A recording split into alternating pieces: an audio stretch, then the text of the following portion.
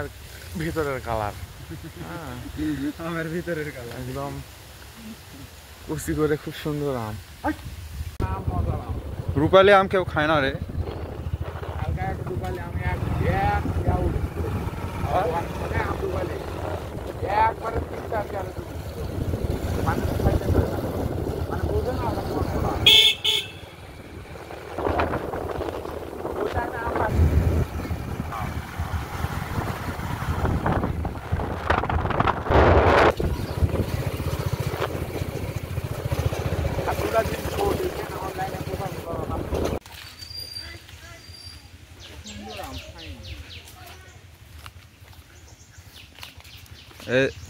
Size বড় সাইজের গিলা নাই।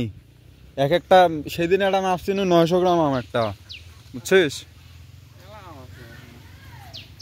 নাই রে ভাই, মেলা আম নাই মনে হচ্ছে মেলা।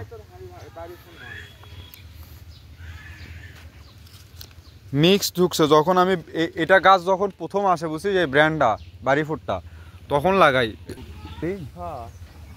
রূপাইলের এটা জাত হবি তাই তুলবো পাকা এই আসতে এই যে নোক দেও নাই তো। তোমার এলাকায় কি আম ডাম লাগবে? কলিক টলিক গুলার আম আমরা পাঠাচ্ছি। পাকছে আহা এই থাম থাম থাম থাম থাম উঠিস না, থাক নাম।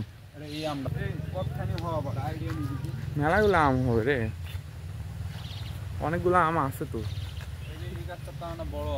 পাকা দেখা দেখলাম কোন গাছে।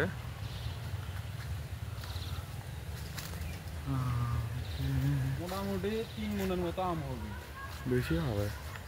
এই আমটা তোর 400 গ্রাম ওজন আসবে না?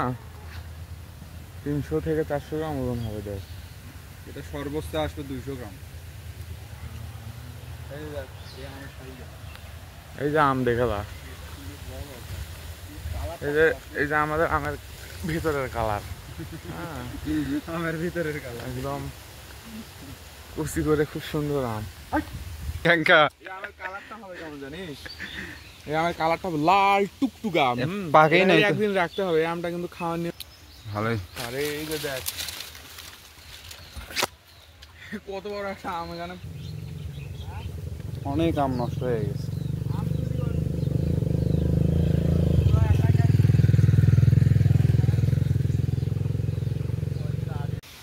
হাফ কেজি প্রায় 700-800 গ্রাম হবে। বিশাল বড় একটা আমের সাইজ, কিন্তু আমটার কালার একটু খারাপ। আমের ট্রিটমেন্ট করা হয় না, এই হলো সমস্যা। এই হলো আমার আমের বাগান, বাড়িপুর আমের বাগান। লেবু সাইডে সাইডে লাগাইছিলাম রে, যে মোর বাড়ির যে লেবুর গাছটা আছে না ওটার ব্রিডিং লাগবে। লেবুর ব্রিডিং করা দিয়েছি তোকে, তো আমি গাছের ব্রিডিং